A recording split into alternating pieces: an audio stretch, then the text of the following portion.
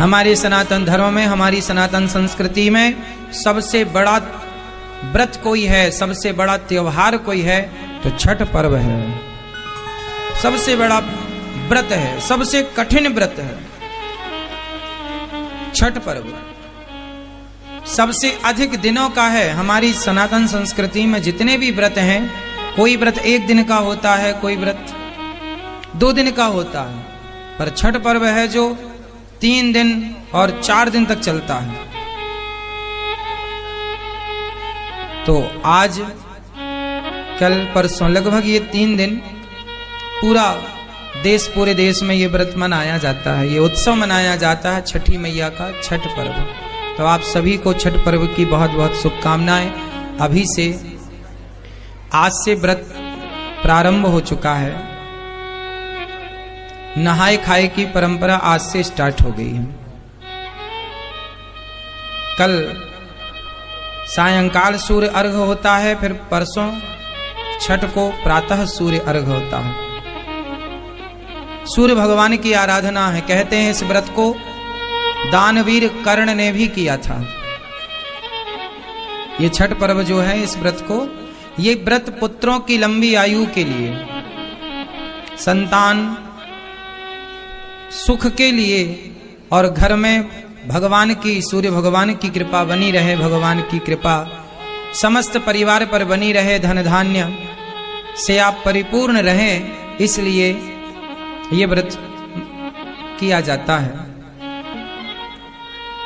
भगवान से धन मांगना चाहिए। हम तो आपसे, भगवान से प्रार्थना करते हैं कि प्रभु सबको बहुत धन दीजिए, आप सबको धन धान्य से भरिए। क्यों? आप लोग भी धन चाहते होंगे, हाँ या ना? आप लोग भी चाहते हैं कि आपको खूब पैसा मिले, खूब धन मिले।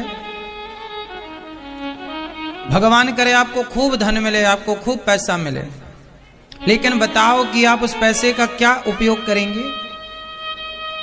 क्या उपयोग है पैसे का आप लोगों के जीवन में?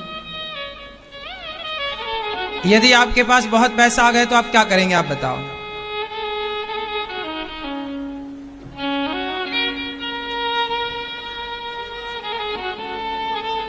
आप क्या करेंगे? तो अभी नहीं है क्या? अभी कौन सा कर रहे हो?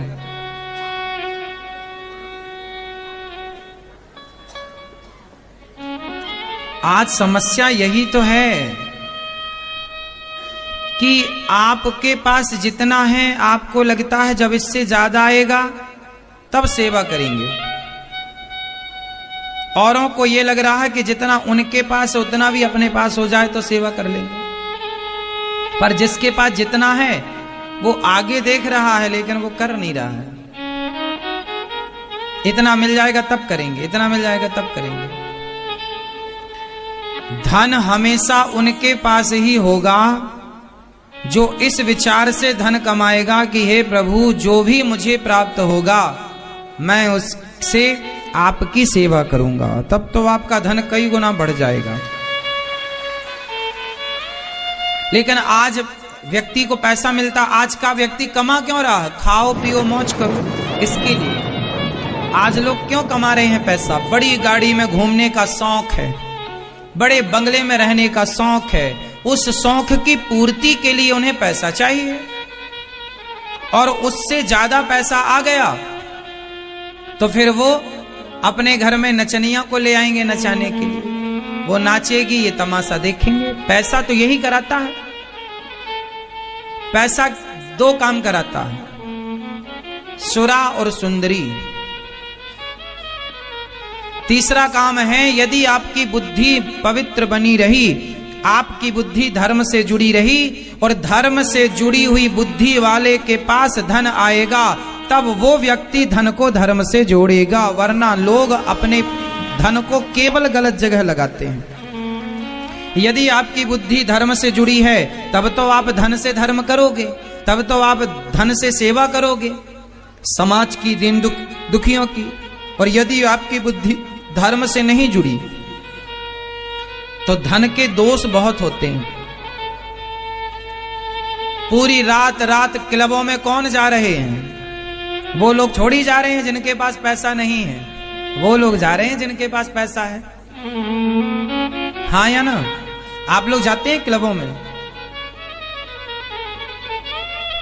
आप जाते हो? सही। आजकल लोग क्लबों में जाते हैं, पूरी रात भांगड़ा डिस्को करते हैं। कौन लोग हैं ये? वो लोग हैं जिनके पास पैसा है, महंगी महंगी शराब पीते हैं पूरी रात। मैंने सुना है 5-5 लाख रुपए की भी शराब आती है। सही बात है ये? तो ये 5 लाख की शराब कौन पी सकता है? गरीब आदमी तो नहीं पी सकता। गरीब आदमी तो पहुआ पीता है और पी के पड़ा है नाली में और बड़बड़ किए जा रहा है।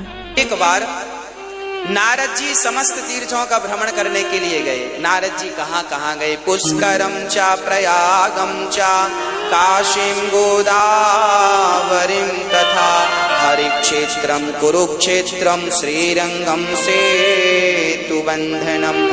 नारद जी बोले मैं समस्त तीर्थों में गया पर ना पश्यम पुत्र मिच्छर महामनः संतोष कार्यकम, मुझे कहीं शांति नहीं मिली। नारद जी सारा संसार, एक बार नारद जी आ गए आपके यहाँ, वृंदावन भी आए और हैदराबाद भी गए। नारद जी काहे को गए? शांति देखने गए। शांति कहाँ है? आपके घरों में शांति है मैया जी? है? एक मैया बोली गुरुजी जब से हमने कथा सुननी शुरू की तब से बहुत शांति है। हमने कहा कथा शांति ही देती है। भागवत जी चित्त को शांत करती है, हृदय को शुद्ध करती है और घर में शांति का वातावरण उत्पन्न करने वाली भागवत जी हैं। नारद जी बोले मुझे कहीं शांति नजर नहीं आई। क्या नजर आया फिर? बोले तरुणी प्रभुता गे है। घर में नई नई बहुओं की चल रही है, सासू माँ की कोई पूछ ही नहीं। नारद जी कह रहे हैं या हम नहीं कह रहे हैं? नारद जी कहते हैं सासू माँ की कोई पूछ नहीं है। अच्छा सासू माँ की पूछ है कि नहीं? मैया आपकी पूछ है? हाँ? हनुमान जी की तो पूछ थी, आपकी है कि नहीं? राम जाने। है पूछ? है। सारा झगड़ा इस पूछ का ही है। महाराज जी हमें पूछा नहीं, महाराज जी हमें बैठने को भी नहीं पूछा, महाराज जी हमें चाय को भी नहीं पूछा। झगड़ा किस बात का है? बहू कहती है सास ने फटी साड़ी को नहीं पूछा, तो सास कहती है तुमने कब पूछा हम सिखाने को। सारे घरों में झगड़ा किस बात का है? पूंछ का। इसलिए हनुमान जी लंका गए थे तो अपनी इस पूंछ में आग लगवा के आए थे। जितने जल्दी हो सके आप लोग भी अपनी अपनी पूंछ को जला दो, होली आ रही है। जला दो इस पूंछ को, नहीं तो ये पूंछ आपको जलाएगी। ये जो अहंकार की पूंछ है ना, हमें नहीं पूछा, हमें नहीं पूछा, अरे नहीं पूछा तो नहीं पूछा, तुम काहे मरे जा रहे हो? क्यों परेशान हो रहे हो? अपनी अहंकार की पूंछ को जलाकर भस्म कर दो, तब शांति मिलेगी। कोई पूछे ना पूछे, मेरी माँ आप लोगों ने अपने चाबी दूसरों को दे रखी है। प्रॉब्लम यहां आप बहिर्मुखी हो। देखना दो बातें हैं। एक व्यक्ति वो है जो बहिर्मुखी है। बहिर्मुखी किसे कहते हैं? जो बाहर ज्यादा देखता हो। एक व्यक्ति वो होता है जो अंतर्मुखी होता है। बाहिर्मुखी वाला व्यक्ति ऐसा होता है, आपने हमें गाली दी हमें बुरा लग जाएगा, हमें फलाने ने गाली दी। ये बहिर्मुखी आदमी है। स्त्री और पुरुष दोनों को बोल रहा हूं। आप बहिर्मुखी हैं तो सास की बात बुरी लगेगी, बहू की, जेठानी की, देवरानी की, पड़ोसी की, पड़ोसन की, सबकी बात बुरी लग सकती है। हमें पूछा नहीं, क्योंकि आप बहिर्मुखी, आप बाहर के व्यवहार को देख रहे हैं। जबकि अंतर्मुखी कौन है? जो बाहर से कोई मतलब ना रखे, जो अंदर में भगवान का चिंतन करता हुआ, सबको भगवान जानकर प्रणाम करता हुआ आगे बढ़ता रहे, वह व्यक्ति अंतर्मुखी है, शांत चित्त। उसे कोई फर्क नहीं पड़ता कि आप हमें गाली दे रहे हैं या आप हमारे सामने हाथ जोड़ के खड़े हैं, कोई फर्क नहीं पड़ता। जो व्यक्ति बहिर्मुखी है आज वो व्यक्ति बहुत दुखी है। हमारे साधु संत जो जंगल में जा जा के उल्टे लटके रहते हैं, भजन करते हैं, ये क्या कर रहे हैं? ये अपने आप को अंतर्मुखी ही तो बना रहे हैं। और ये जरूरी नहीं है कि आप घर छोड़ के जंगल जाएं तो अंतर्मुखी बने। आप पत्नी पति परिवार के बीच में रहकर अंतर्मुखी बनिए। सुदामा जी अंतर्मुखी थे, पत्नी के साथ और बच्चों के साथ रहते थे। मिल जाए तो खा लेते थे, नहीं मिले तो भूखे रह जाते थे। ना शिकायत करते थे, ना किसी से झगड़ा करते थे। अंतर्मुखी। कोई गाली दे दे, चल भैया हमने कोई पाप किया होगा जिसका परिणाम हमें गाली के रूप में मिल गया, कोई 2 थप्पड़ गाल पे जमा दे तो कोई बात नहीं भैया, हमने कोई पाप किया होगा तो थप्पड़ हमें 2 पड़ गए, कोई बात नहीं। हम भगवान का चिंतन करने आए, हमें 100 साल तो जीना है। 100 साल में भी 20 साल निकाल दो। 10 साल तो कुछ समझ में ही नहीं आया, छोटे थे, कपड़े पहनने का भी ज्ञान नहीं था। 10 साल के बच्चे को भी ठीक से कपड़ा पहनना नहीं आता, माँ पहनाती है। चलो कपड़ा पहनना आ भी जाए तो उसके कोई बहुत अच्छा सांसारिक क्रियाएं नहीं आती। 10 साल वो निकाल दो और बाद के 90 साल के बाद जिंदा रह गए तो ना चलना आएगा ना खाना आएगा, तो 20 साल ये 80 साल की एज बची। यदि 100 साल के हो तो 80 साल पकड़ के चले। ये 80 साल हमारे पास है, उसमें भी हमें 80 साल में 40 साल तो सोना है। पूरी रात सोता है, 12 घंटे का दिन 12 घंटे की रात, तो 40 साल सोना, बचा कितना?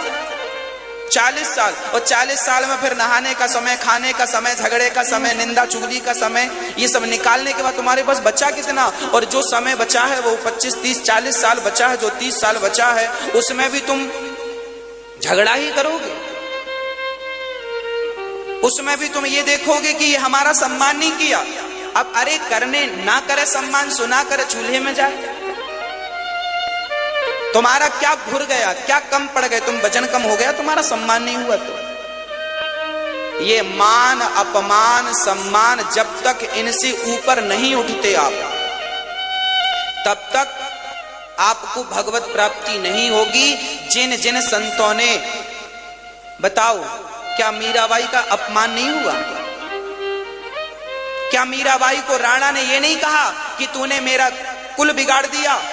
संतों के बाबाओं के बीच में जा जा के नाचती है, कहते थे इसने तो कुल का नाश कर दिया। बाबाओं के बीच में जाती है, चरित्र बिगाड़ के आती है। क्या क्या ना कहा मीरा को, चरित्र से गिरी कहा, जहर पिलाया उसके ससुर ने, पर क्या हुआ? मीराबाई क्या अपमान में उलझी? बोलो। अब वो मीरा झगड़ा करती, लो मेरी सास मुझे तो चरित्रहीन कह रही है। आपको कोई जरा कह दे कि तुम जरा ऐसी हो वैसी हो तो आप झगड़ा करने लगोगी, आप बात विवाद करने लगोगी। बात विवाद में आपको नींद नहीं आएगी, समय वेस्ट होगा। जो समय भगवान के चिंतन में जाना चाहिए था वही समय अब बात और विवाद में जा रहा है। हाँ या ना? नुकसान किसका है? आप हमें गाली दे के आगे बढ़ जाएंगे, पर हम रात भर सोचते रहेंगे फलाने ने गाली दी गाली दी। आप तो आराम से सो रहे हैं, हम सोच रहे हैं, क्योंकि हम बहिर्मुखी हैं, क्योंकि हम बहिर्मुखी हैं। मीरा को गालियां दी लोगों ने, जलील किया, पर मीरा ने जानती थी इनसे झगड़ा करके क्या करेंगे, इनके मुंह क्या लगे। वो इस मान अपमान से ऊपर उठ चुकी थी। वो स्त्री मान अपमान से, बोलो मेरी माँ। हाँ, तो आप लोग कब उठोगी? कब? डेट बताओ। आज उठ जाओगी? चलो अच्छा, आज उठ जाना। कोई गाली दे, देने वाला चूल्हे में जाए, आपको क्या करना? बिल्कुल शांत चित्त से भगवान में ध्यान लगाओ। नरसिंह मेहता का चरित्र आपने कभी सुना या पढ़ा हो? नरसिंह मेहता का चरित्र सुना होगा। नरसिंह मेहता के भाई ने, भौजाई क्या बोलती थी? हट्टा कट्टा निठल्ला, घर में पड़ा पड़ा खाता है, कुछ कमाता नहीं है। ये नरसिंह मेहता को उनकी भौजाई ने कहा था। अपमान किसे नहीं सहना पड़ा? क्या ध्रुव जी को अपमान नहीं? ध्रुव जी की माँ सुरुचि माँ हाथ पकड़ के समाज के बीच में गिरा दिया, जा तू इस गोद में, अपने बाप की गोद में बैठने का अधिकारी नहीं है, जा। अब सोचो, भरी सभा में आपको हाथ पकड़ के निकाल दिया जाए, क्या ये अपमान नहीं है? आप लोग यहाँ तो 500 लोग बैठे हैं, 1000 लोग बैठे हैं, उस सभा में लाखों लोग बैठे थे जहां ध्रुव जी का हाथ पकड़ के नीचे गिराया गया था। उनकी सौतेली माँ ने गिराया, पर धन्य है ध्रुव जी। उनकी माँ के पास जब वो गए कि माँ माँ मेरा अपमान कर दिया माँ ने, तो मान अपमान उनकी सुनी थी। माँ ने समझाया, बेटा मान अपमान त्याग दे, कोई तेरा अपमान नहीं करता, कोई तेरा सम्मान नहीं करता, जा मान अपमान का त्याग करके मन भगवान में लगा। और जब मान अपमान से मन को हटाकर भगवान में मन लगाया तो उन्हें भगवान प्राप्ति होगी। भगवान और झगड़ा करो, तुमने हमारा अपमान किया हमारे बेटे का, हम भी तुम्हारा करेंगे, फिर करो झगड़ा, इसी में समय गुजरेगा, कोर्ट कचहरी भी जाना। तो ये करने आए हो क्या? बाहिर्मुखी बनोगे तो बहुत झगड़े हैं। बाहिर्मुखी इंसान कभी हंसता नहीं है, बाहिर्मुखी इंसान कभी ठहाका नहीं लगाता, हमेशा ही रोता रहता। बाहिर्मुखी है ना, बाहर की तरफ देखता। अंतर्मुखी बनो। क्या बनो? अंतर्मुखी बनो, बाहर की तरफ देखने नहीं।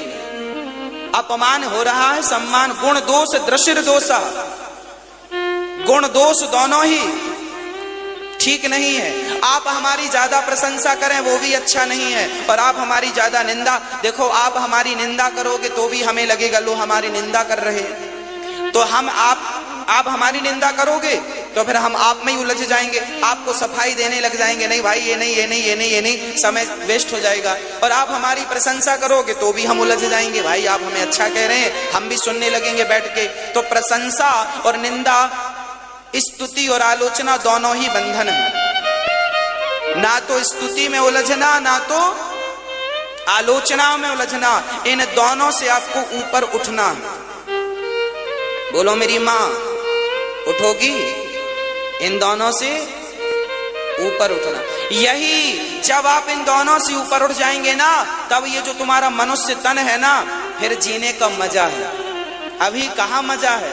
अभी आदमी जिंदगी जी नहीं रहा है, अभी तो रो रो के गुजार रहा। महाराज जी चल रही है, गुजर रही है। कोई आनंद मिला आपको जीवन में? पूरी जिंदगी रो रो के मर जाओगे। क्यों मर जाओगे? क्योंकि तुम बहिर्मुखी थे, बहिर्मुखी हो और बहिर्मुखी मरोगे। अंतर्मुखी होके मरोगे ना तो मरना भी उत्सव बन जाएगा। जीना और मरना दोनों आनंददायक हैं, पर उनके लिए जो अंतर्मुखी है। गाय को कहते हैं 84 लाख योनियों में गाय सबसे आखिरी योनि है। गाय के बाद क्या प्राप्त होता है? मनुष्य का देह। गाय सबसे अंतिम योनि है 84 लाख योनियों की। जो गाय तक पहुंच गया, 99 रन बन गए, आहा, एक रन की कमी है, शतक हो जाएगा।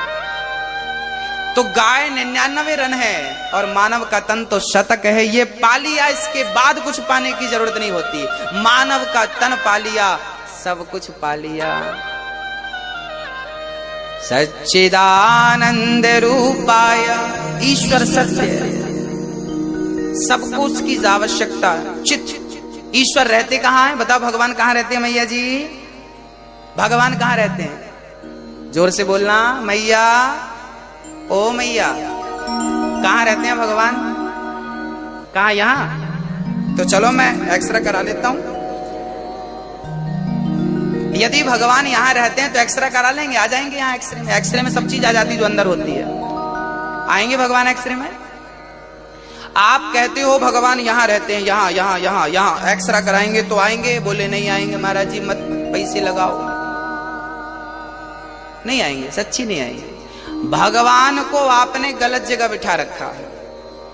भगवान यहाँ नहीं होता। आप कहते यहाँ होता। भगवान मंदिर में, ना भगवान मंदिर में होते हैं, ना भगवान तीर्थों में होते हैं, ना भगवान हृदय में होते हैं, ना भगवान कण कण में होता है। भगवान कहाँ होता है? बोले भगवान तो भक्त के विश्वास में होता है। अगर विश्वास है तो भगवान है। जिनको विश्वास है उन्हीं के लिए मंदिर में भगवान है, जिनको विश्वास ही नहीं उनके लिए मंदिर में पत्थर है।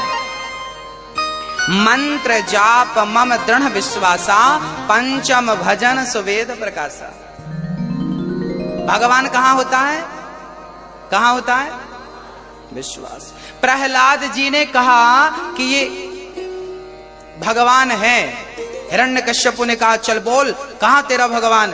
खंबा पर है। प्रहलाद जी ने इशारा कर दिया इस खंबे पे है। हिरण्यकश्यपु ने कहा इस खंबे पे है? हाँ हाँ इस खंबे पे है। जो खड़ग निकाल कर प्रहार किया, खंबा टूट गया। कहां है तेरा भगवान? अब भगवान को लगा कि यदि मैं आज नहीं निकला तो मेरे भक्त का वचन मिथ्या हो जाएगा, फिर कौन यकीन करेगा।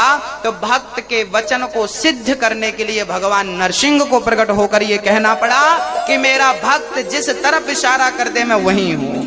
भगवान कहां? बोले भक्त की जहां हां भगवान वहां। भक्त की हां भगवान वहां। आपकी जहां हां है, ईश्वर यहां है, बस ईश्वर वहां है। प्रेम चाहिए। दही में, दूध में मक्खन होता है कि नहीं? घी होता है कि नहीं? क्या जरूरत पड़ती है? जरूरत किस चीज की है? अब दूध को कोई लिए घूमे, भाई साहब इसमें मक्खन तो है नहीं, हमें लगता गलत दूध दे दिया, हमें मक्खन वाला दूध चाहिए। एक सज्जन बोले दुकानदार से भाई साहब दूध देना, दूध दिया। अरे बोले ये दूध नहीं मक्खन वाला दूध चाहिए। अरे भाई इसमें मक्खन है। अरे भाई पागल समझ रहे यार, मक्खन हो दिखाई पड़ता हमें, होता तो पागल समझ रहे हो, हम पढ़े लिखे लोग हैं। अब बताइए दूध में मक्खन है पर उसे नजर नहीं आ रहा। भाई साहब तुझे नजर तब आएगा जब तुझे विधि पता होगी। दूध का दही बनता है, दही का फिर मंथन होता है, और जब मंथन होता है तो फिर आपको ऊपर ही मक्खन के दर्शन हो जाते हैं। फिर आपको अंदर हाथ डालने की भी जरूरत नहीं पड़ती। छाछ छाछ नीचे, मक्खन मक्खन ऊपर। बस जैसे दूध के कण कण में घी विद्यमान है, मक्खन विद्यमान है, ऐसे ही सृष्टि के कण कण में मेरा कन्हैया है। पर दही का जब तक मंथन ना किया जाए मक्खन तक पहुंचना पॉसिबल नहीं है। ऐसे ही जब तक भक्ति ना की जाए, प्रेम ना किया जाए, तब तक उस कृष्ण तक पहुंचना भी संभव नहीं है। प्रेम के मंथन से ही, भक्ति के मंथन से ही परमात्मा रूपी मक्खन प्रकट होता है। भक्तों, भगवान चित स्वरूप है, हम सबके भीतर है। तुलसीदास जी कहते हैं सत्य बराबर तप नहीं, झूठ बराबर पाप, जागे हृदय साच है, प्रभुता के हृदय आप। जिसके हृदय में सत्य है उसके हृदय में ईश्वर है, जिसके हृदय में सत्य नहीं है उसके हृदय में ईश्वर सत्यम ब्रूयात्। ईश्वर का नाम है आनंद। आनंद ही आनंद। संसार में जो भी आनंद हमें प्राप्त हो रहा है वो ईश्वर का स्वरूप है। करते क्या है भगवान? विश्वोत्पत्त्यादि हेतव्यम्, विश्व की उत्पत्ति करना, पालन करना, ये मेरे कन्हैया का नित्य का काम है।